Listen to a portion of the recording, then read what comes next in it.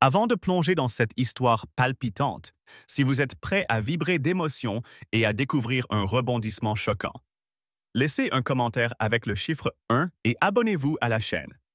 Si vous n'êtes pas convaincu, donnez un petit like pour nous encourager. Et surtout, restez jusqu'à la fin pour une révélation qui vous laissera sans voix. Élodie Dubois, une agente d'élite de la DGSE, n'avait qu'un rêve: posséder une Porsche rouge flamboyante, symbole de sa réussite arrachée à la sueur de son front. Ce jour-là, à Paris, un panneau criard annonçait une liquidation totale chez un concessionnaire de luxe, Étoile Automobile. Les voitures scintillaient sous les néons, la foule s'agitait attirée par des prix défiant l'imagination. Élodie, cœur battant, s'arrêta net. Cette Porsche, avec ses courbes parfaites et son cuir noir luxueux, semblait l'appeler. Elle signa les papiers, ignorant qu'un piège mortel l'attendait tissé par un système corrompu. La rage monta en elle, lorsqu'elle réalisa que ce rêve payé avec ses années de sacrifice allait devenir son cauchemar. Chaque tour de clé dans le contact était une victoire, mais aussi une provocation pour ceux qui ne supportaient pas de voir une femme noire au volant d'une telle merveille. Une caméra cachée dans le concessionnaire, installée par un réseau de trafiquants, enregistrait tout prête à transformer son achat légal en une accusation de vol. Élodie, ignorant ce complot, roulait fière dans les rues de Paris sans savoir qu'un policier véreux, Thierry Martin, allait bientôt faire éclater sa colère raciste. Cette injustice, ce piège sournois, enflammait une fureur profonde en elle, une colère qui jurait de faire tomber les coupables, quel qu'en soit le prix. Valeur ajoutée. La caméra cachée ajoute une couche de suspense technologique renforçant l'idée d'un complot organisé, tandis que la fureur d'Élodie face à l'injustice amplifie l'émotion et incite le public à s'indigner avec elle. Alors qu'Élodie Dubois savourait la liberté au volant de sa Porsche rouge, sillonnant les boulevards parisiens illuminés par le crépuscule, une ombre menaçante planait déjà sur son triomphe. L'euphorie de son achat, symbole de sa lutte acharnée contre les obstacles d'une carrière exigeante à la DGSE, allait être brisée par une injustice si cruelle qu'elle ferait bouillir son sang. Dans l'obscurité d'un commissariat de quartier, un homme, Thierry Martin, un policier chevronné de 43 ans, nourrissait une colère froide, alimentée par des préjugés racistes profondément enracinés. Ce n'était pas la Porsche qui attirait son attention, mais la conductrice, une femme noire audacieuse au volant d'un bolide de luxe. Pour Thierry, cette image était une aberration, une insulte à sa vision étriquée du monde où certaines personnes n'avaient pas leur place dans le luxe ou le pouvoir.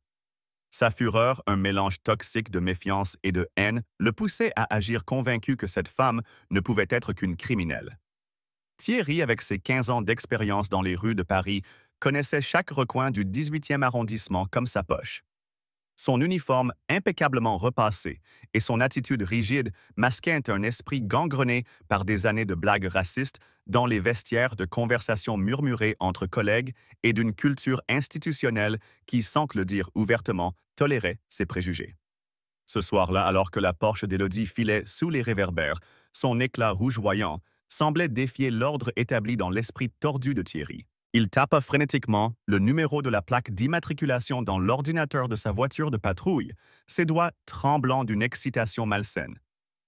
Le système obsolète et mal mis à jour afficha un résultat qui fit battre son cœur plus vite la voiture était signalée. Comme volée liée à un réseau de trafic de véhicules de luxe opérant dans la région parisienne. Pour Thierry, c'était la confirmation de tout ce qu'il croyait. Une voleuse, siffla-t-il entre ses dents, son visage déformé par un rictus de triomphe.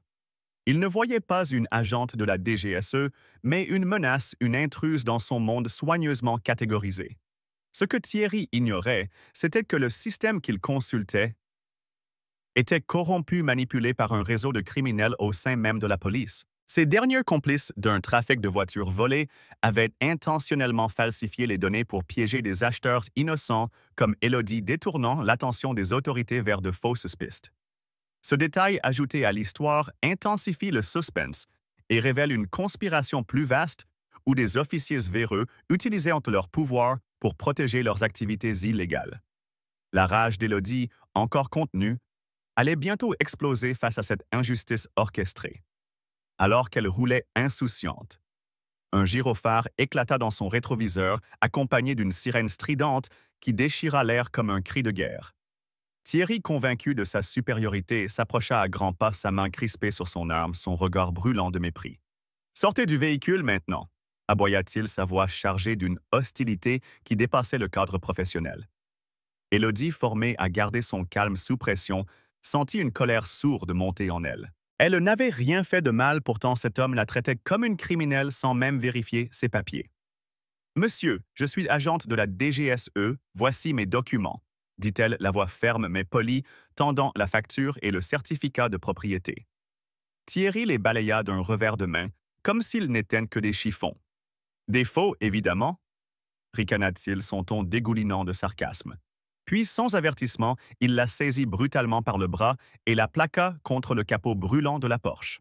La douleur fusa dans son corps, mais ce fut l'humiliation qui alluma une flamme de fureur en elle. Ces années de combat, pour se faire une place dans un monde dominé par les préjugés, semblaient réduites à néant par cet acte de violence gratuite. Le bitume de la rue parisienne semblait vibrer sous la tension, tandis que des passants figés observaient la scène, certains filmant avec leur téléphone capturant l'injustice en temps réel. Ce nouvel élément, les vidéos des passants, ajoute une valeur contemporaine à l'histoire, soulignant le rôle des réseaux sociaux dans la dénonciation des abus de pouvoir. Ces images qui deviendront virales renforceront la lutte d'Élodie pour la justice, amplifiant l'indignation publique. Mais à ce moment précis, Élodie était seule face à un homme dont la haine raciale l'aveuglait. Thierry, enhardi par son badge, et son arme ne voyait pas une agente fédérale, mais une cible à abattre pour satisfaire son ego et ses préjugés. « Tu pensais t'en tirer avec une voiture volée ?» cracha-t-il, son souffle chaud sur le visage d'Élodie. Chaque mot était une gifle, chaque accusation une blessure plus profonde que les coups physiques. La fureur d'Élodie atteignit son paroxysme. Elle, une femme qui avait risqué sa vie pour protéger son pays, était réduite à une criminelle par un homme qui trahissait tout ce que son uniforme représentait. Thierry, dans son délire de pouvoir, ne se doutait pas qu'il venait de déclencher une tempête. Élodie, malgré la douleur et l'humiliation, sentit une force indomptable s'éveiller en elle. Elle ne se laisserait pas briser par cet homme, ni par le système corrompu qui le protégeait.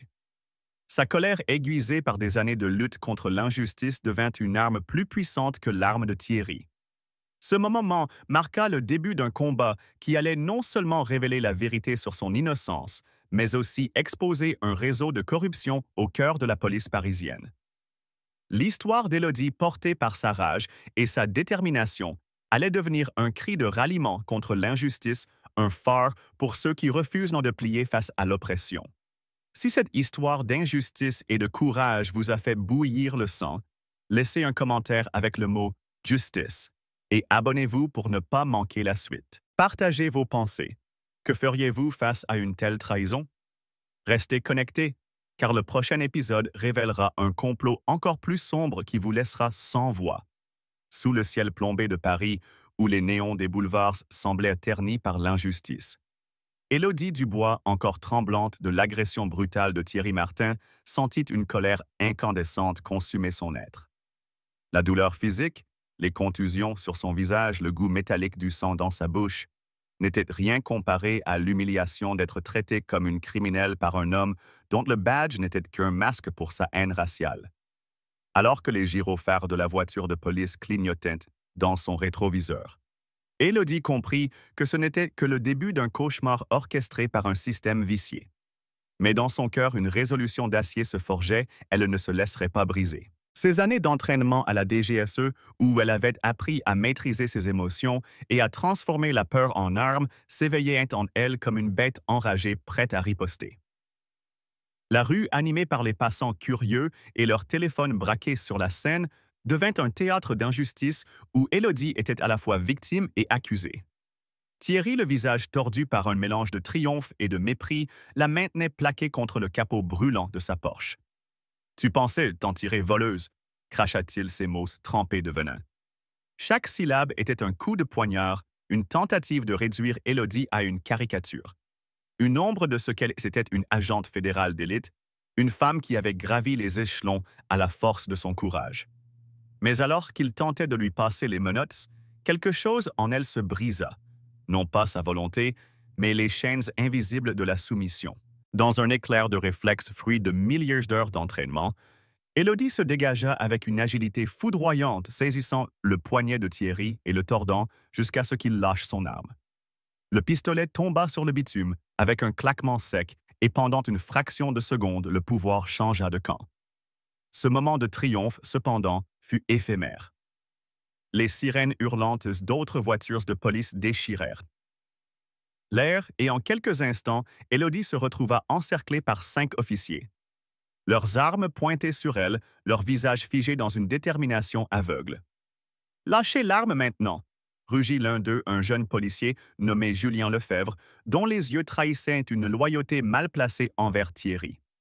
Élodie, l'arme de Thierry toujours en main, sentit une vague de fureur l'envahir. Elle n'était pas une criminelle, mais une agente de la DGSE, et pourtant, ces hommes la voyaient comme une menace, une femme noire qui osait défier leur autorité. « Je suis agente fédérale DGSE numéro 3924 », cria-t-elle, sa voix perçant le chaos comme un éclair. Mais ses paroles se perdirent dans le vacarme des ordres hurlés et des cliquetis des armes. Les vidéos des passants, qui capturaient en chaque instant, deviendraient plus tard des preuves cruciales, mais pour l'instant, elles n'étaient qu'un murmure dans la tempête. Un nouvel élément dramatique s'ajouta à la scène, un micro caché implanté dans l'uniforme de Thierry par le réseau de policiers corrompus enregistrait chaque mot échangé. Ce dispositif destiné à protéger leurs activités illégales captait désormais leur propre chute. Cette innovation ajoute une tension supplémentaire car elle suggère que la conspiration contre Élodie est plus vaste et plus sophistiquée, impliquant une surveillance interne au sein de la police. La rage d'Élodie atteignit un paroxysme lorsqu'elle réalisa qu'elle y était piégée non seulement par Thierry, mais par un système qui transformait ses victimes en coupables. Elle lâcha l'arme non par peur mais par calcul. Elle savait que résister physiquement aggraverait sa situation.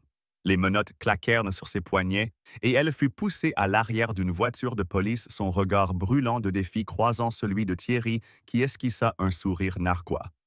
Ce sourire chargé de suffisance attisa la fureur d'Élodie comme une flamme sur de l'essence. Elle qui avait risqué sa vie pour protéger la France était maintenant traitée comme une vulgaire criminelle, son identité et ses accomplissements balayés par la couleur de sa peau. Les passants, toujours en train de filmer, capturèrent l'image d'une femme droite digne mais visiblement brisée par l'injustice. Pourtant, dans ses yeux, une lueur indomptable brillait, elle ne plierait pas. À l'intérieur de la voiture, tandis que les sirènes s'éloignaient, Élodie murmura à elle-même « Vous avez choisi la mauvaise cible ». Cette promesse silencieuse était un serment, un cri de guerre contre un système qui l'avait trahi. Elle savait que cette arrestation n'était pas la fin, mais le début d'un combat pour la vérité, un combat qui exposerait non seulement Thierry, mais tout le réseau de corruption qui gangrénait la police parisienne. La valeur ajoutée ici réside dans l'introduction du micro caché qui transforme l'incident en une preuve irréfutable de la conspiration tout en amplifiant le suspense. Les criminels eux-mêmes se sont piégés. De plus, l'accent mis sur les vidéos des passants renforce l'idée d'une justice participative où le public joue un rôle clé dans la dénonciation des abus. La connexion avec le segment précédent est fluide. L'euphorie d'Élodie au volant de sa Porsche se heurte brutalement à l'agression de Thierry et l'escalade vers la confrontation physique prolonge l'injustice initiale. La fureur d'Élodie, mêlée de détermination, maintient une tension dramatique, tandis que l'élément de la conspiration interne ajoute une couche de complexité incitant le public à s'interroger sur l'ampleur du complot à venir. Alors que la voiture de police s'enfonçait dans les rues de Paris, Élodie, menottée, sentit une colère viscérale la consumer. Chaque regard de mépris, chaque accusation infondée, chaque seconde d'humiliation renforçait sa résolution. Elle n'était pas seulement une victime. Elle était une guerrière prête à faire tomber ceux qui pensaient pouvoir la réduire au silence. Le combat qui s'annonçait ne serait pas seulement pour sa liberté, mais pour toutes les voix étouffées par l'injustice, pour toutes les vies brisées par des préjugés. Dans l'ombre, les enregistrements du micro caché et les vidéos des passants commençaient à circuler, semant les graines d'une révolution qui ébranlerait les fondations d'un système corrompu. Élodie, malgré les chaînes, portait en elle une force inextinguible, une rage qui promettait de faire éclater la vérité, même si cela devait lui coûter tout ce qu'elle avait. Dans l'obscurité oppressante d'une cellule du centre de détention de Fresnes, Élodie Dubois, menottée et humiliée, sentait une rage incandescente consumer chaque fibre de son être. L'écho des sirènes de police encore vif dans son esprit se mêlait au souvenir des coups brutaux de Thierry Martin et de son sourire narquois alors qu'on l'emmenait accusé à tort d'un crime qu'elle n'avait pas commis. Le bitume parisien, les regards des passants, les vidéos capturées par leur téléphone. Tout cela semblait lointain comme un rêve brisé par l'injustice d'un système qui l'avait trahi. Pourtant, dans cette prison froide où l'odeur de moisi et de désespoir imprégnait les murs, Élodie refusait de plier. Sa colère, aiguisée par des années de lutte contre les préjugés, devenait une arme, un feu intérieur, qui jurait de brûler les chaînes invisibles de l'oppression. Elle n'était pas une criminelle, mais une agente de la DGSE, et cette vérité, elle le savait, éclaterait au grand jour, même si le chemin vers la justice était semé d'embûches. Les murs gris de sa cellule éclairée par une lumière fluorescente vacillante semblaient se refermer sur elle. Mais Élodie gardait la tête haute. Chaque regard méprisant des gardiens, chaque murmure des autres détenus, qui la voyaient tantôt avec curiosité, tantôt avec une admiration craintive, attisait sa fureur. Elle, qui avait risqué sa vie pour protéger la France, était maintenant réduite à un numéro de prisonnière, son badge de la DGSE, moqué par ceux qui croyaient les mensonges de Thierry. Mais un nouvel élément dramatique surgit dans cette épreuve.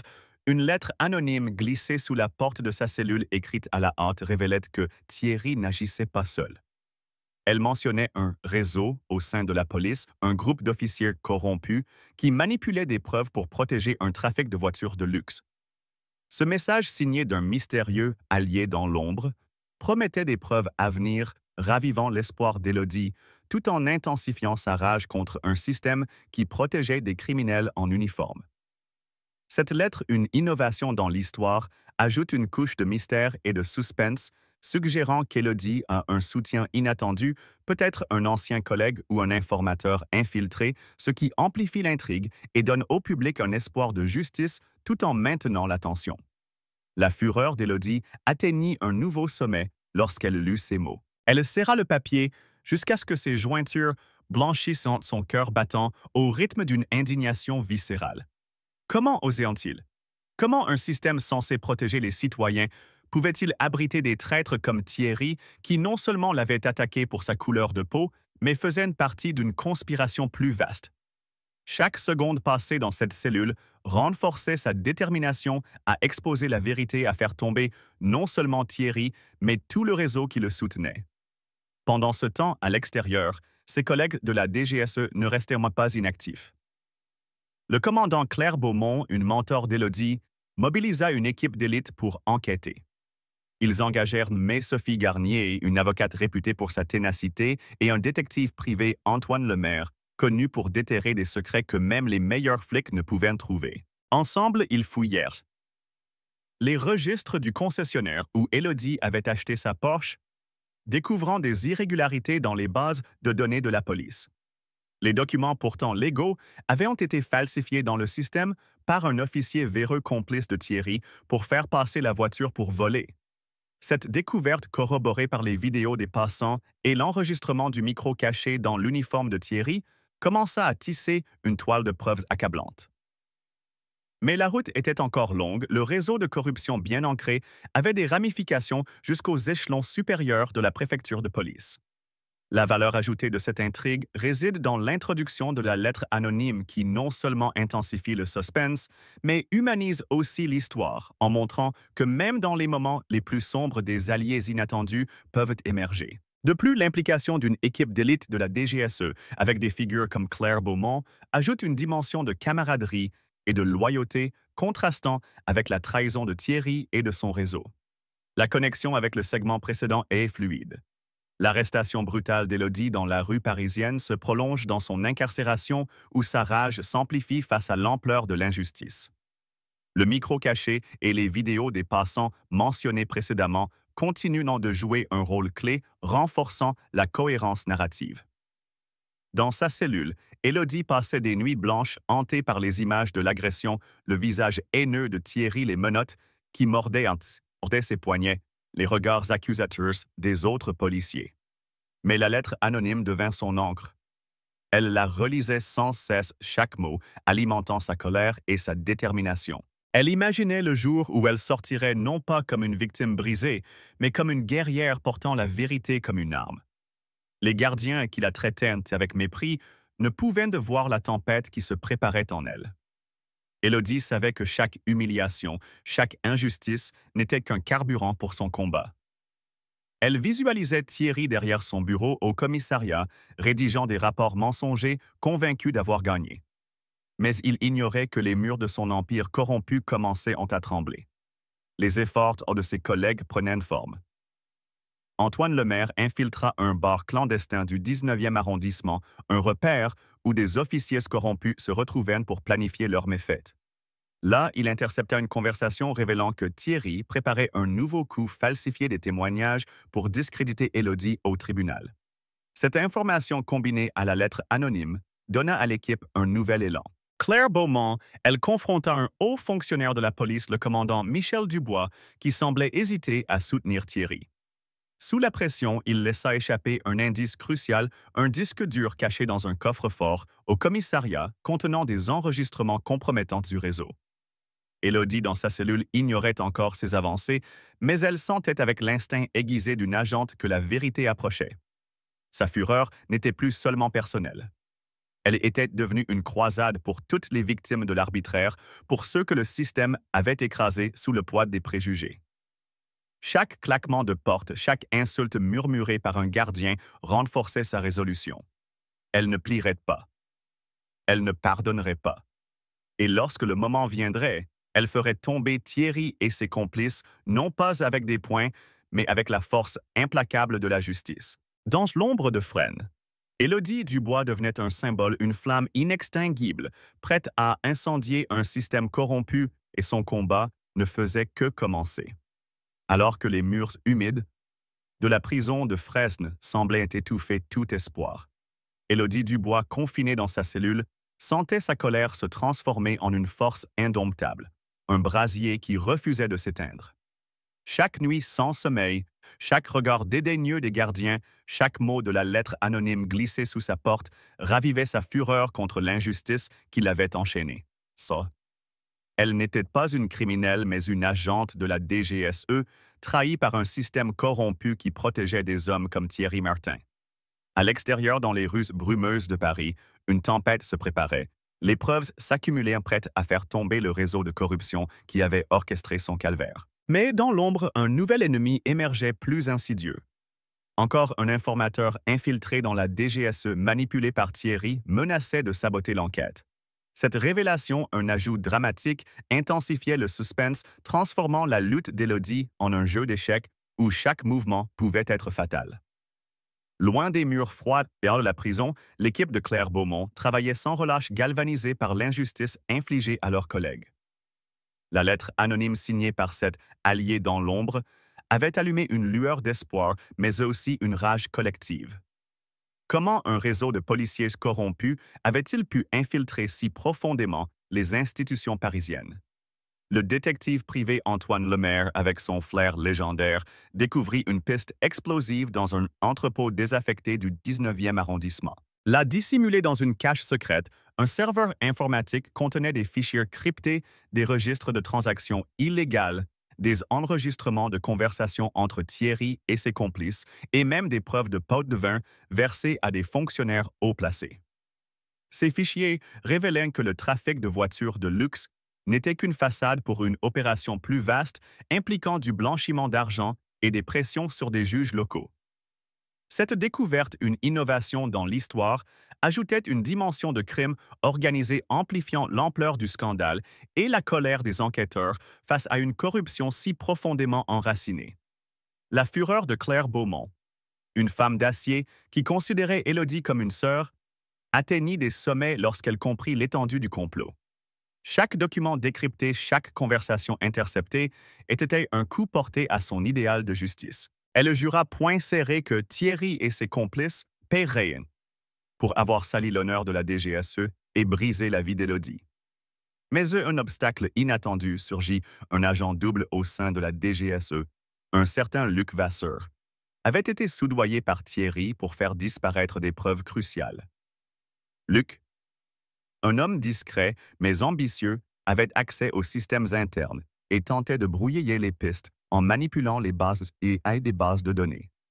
Cette trahison interne, un élément nouveau, ajoutait une tension dramatique car elle mettait en danger non seulement l'enquête, mais aussi la sécurité des enquêteurs. Claire, alertée par un informateur anonyme, confronta Luc dans une salle sécurisée du siège de la DGSE à Mortier. « Comment oses-tu trahir ceux qui risquent leur vie pour ce pays ?» s'écria-t-elle, sa voix tremblante de rage, tandis que Luc, acculé, balbutiait des excuses. Pendant ce temps, à Fresnes, Élodie ignorait ces développements, mais son instinct aiguisé lui murmurait que la vérité approchait. Chaque insulte des gardiens, chaque regard qui la réduisait à une criminelle, alimentait une colère si intense qu'elle semblait faire trembler les murs de sa cellule. Elle repensait à l'agression de Thierry, à son rictus méprisant, à la violence gratuite qui avait marqué son visage et son âme. Mais la lettre anonyme qu'elle gardait précieusement cachée sous son matelas était un phare dans l'obscurité. Elle y puisait une force nouvelle, une promesse que justice serait rendue. Élodie passait ses journées à planifier, à imaginer le moment où elle affronterait Thierry au tribunal où ses mensonges s'effondreraient sous le poids des preuves. Elle visualisait les vidéos des passantes devenues virales sur les réseaux sociaux et le micro caché dans l'uniforme de Thierry qui avait capturé chaque mot de sa haine. Ces éléments combinés aux fichiers découverts par Antoine formaient une toile d'araignée prête à emprisonner le réseau corrompu. La valeur ajoutée de cette intrigue réside dans l'introduction de l'agent double Luc Vasseur, qui ajoute une couche de trahison interne rendant la lutte d'Élodie encore plus précaire. Cette dimension explore les failles au sein même des institutions censées protéger, amplifiant l'indignation face à la corruption systémique. De plus, l'entrepôt et les fichiers cryptés élargissent l'échelle du complot, transformant l'histoire en un thriller de crime organisé qui captive le public. La connexion avec le segment précédent est fluide. La lettre anonyme mentionnée dans la cellule d'Élodie devient le catalyseur de l'enquête extérieure, reliant son combat personnel à l'effort collectif de ses collègues. La rage d'Élodie, partagée par Claire et Antoine, unit les personnages dans une croisade commune contre l'injustice. À la DGSE, l'équipe de Claire découvrit un autre indice crucial. Un enregistrement vidéo récupéré d'une caméra de surveillance près de l'entrepôt montrait Thierry rencontrant un homme mystérieux identifié comme un financier véreux lié au trafic. Cette preuve combinée au fichier confirmait que Thierry n'était pas un simple policier raciste, mais une pièce maîtresse d'un réseau criminel qui manipulait la justice pour son profit. La colère de Claire mêlée de dégoût la poussa à accélérer l'enquête malgré les risques. Elle savait que Luc Vasseur, toujours en liberté, pouvait saboter leurs efforts à tout moment.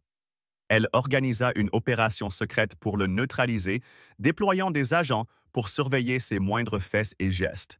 Chaque pas en avant était une victoire, mais aussi un rappel de l'ampleur de la corruption qu'ils affrontaient. Dans sa cellule, Élodie, ignorant ses avancées, continuait de nourrir sa rage. Elle écrivait mentalement des discours pour le tribunal, imaginant le moment où elle regarderait Thierry dans les yeux et le forcerait à affronter ses crimes. Chaque humiliation subie, les repas froids, les remarques acerbes des gardiens, l'isolement, renforçaient sa détermination. Elle n'était plus seulement une victime, elle était une tempête prête à balayer tout sur son passage. Les fichiers cryptés, les vidéos virales, l'agent double, tout convergeait vers un affrontement final où la vérité éclaterait, révélant non seulement l'innocence d'Élodie, mais aussi la pourriture au cœur du système. Sa fureur, désormais une force de la nature, promettait de faire trembler les fondations de l'injustice, et rien, ni les murs de Fresnes, ni les mensonges de Thierry, ne pourraient l'arrêter. Alors que les premières lueurs de l'aube perçaient les volets du tribunal de Paris, la salle d'audience, chargée d'une tension palpable, attendait le verdict qui allait sceller le destin d'Élodie Dubois. Les semaines d'emprisonnement à Fresnes, les humiliations, les nuits hantées par la rage contre l'injustice, subies aux mains de Thierry Martin, avaient forgé en elle une détermination d'acier, mais aussi une colère brûlante qui menaçait de tout consumer. Les preuves accumulées par ses collègues, les vidéos virales des passants, l'enregistrement du micro caché dans l'uniforme de Thierry, les fichiers cryptés découverts dans l'entrepôt, convergirent vers ce moment décisif. Pourtant, un frisson d'incertitude parcourut Élodie, une rumeur circulait dans les couloirs du tribunal suggérant que Thierry avait tenté de soudoyer un greffier pour falsifier le dossier de l'affaire. Ce nouvel élément, une tentative désespérée de corruption, ajoutait une couche de suspense amplifiant l'indignation face à un homme prêt à tout pour échapper à la justice. Dans la salle d'audience, Élodie vêtue d'un tailleur bleu, Marine se tenait droite, son regard perçant fixé sur le juge Jacques Laurent, un homme de 58 ans, incarnation de l'intégrité judiciaire française. Connu pour ses jugements impartiaux, il avait bâti sa réputation en défiant les pressions politiques et les tentatives d'intimidation. Mais pour Élodie, chaque seconde dans cette salle était une épreuve. Les murmures des spectateurs, les regards accusateurs des collègues de Thierry et l'arrogance persistante de ce dernier, assis à la table de la défense, faisaient bouillir son sang. Thierry, avec son sourire narquois, semblait convaincu que son réseau de complices, malgré les révélations, le protégerait. La découverte du pot de vin tenté auprès du greffier, un homme discret, nommé Pierre Dubois, ajouta une dimension dramatique. Pierre, craignant pour sa famille, avait secrètement enregistré la proposition de Thierry, livrant une preuve accablante à l'équipe de Claire Beaumont. Cette innovation narrative où un fonctionnaire subalterne devient un héros improbable renforce l'idée que la justice peut triompher grâce à des actes de courage inattendus tout en alimentant la fureur d'Élodie face à l'audace de Thierry. La connexion avec le segment précédent est fluide. L'enquête de Claire et Antoine, alimentée par les fichiers cryptés et la trahison de Luc Vasseur, aboutit à ce procès où toutes les preuves convergent. La rage d'Élodie, attisée par les révélations sur le réseau de corruption, atteint un paroxysme alors qu'elle observe Thierry toujours confiant, malgré les preuves écrasantes. Comment ose-t-il, pensait-elle, ses poings serrés sous la table. Chaque mensonge qu'il avait proféré, chaque coup qu'il lui avait porté chaque instant. Où il avait tenté de la réduire à une criminelle à cause de sa couleur de peau, ravivait une colère si intense qu'elle semblait faire trembler l'air autour d'elle. Jacques Laurent, frappant son marteau, imposa un silence lourd. Il examina les preuves avec une minutie implacable, les vidéos montrant l'agression brutale, l'enregistrement du micro révélant les insultes racistes de Thierry, les fichiers décryptés exposant le trafic de voitures, et maintenant l'audio du greffier prouvant la tentative de corruption. La fureur d'Élodie se mêlait d'une douleur profonde. Elle repensait aux nuits à Fresnes, à la lettre anonyme qui lui avait redonné espoir aux efforts de ses collègues qui avaient risqué leur carrière pour elle. Mais ce qui la rendait incandescente était la pensée que Thierry, même acculé, croyait encore pouvoir manipuler le système. Le témoignage de Pierre Dubois, livré d'une voix tremblante mais résolue, fut un coup de tonnerre dans la salle. Il raconta comment Thierry l'avait approché dans un café près du palais de justice, lui offrant une somme exorbitante pour égarer des documents clés. « Je ne pouvais pas trahir la justice », déclara Pierre, son courage contrastant avec la lâcheté de Thierry. Ce moment galvanisa Élodie, mais aussi le public qui murmurait d'indignation face à l'ampleur de la corruption. La valeur ajoutée réside dans l'introduction du greffier Pierre Dubois, un personnage secondaire qui devient un pivot crucial, montrant que la justice peut émerger des actes de courage individuels même dans les rangs les plus modestes. Cette dimension humanise l'histoire et renforce l'idée que la lutte contre la corruption nécessite une coalition de consciences.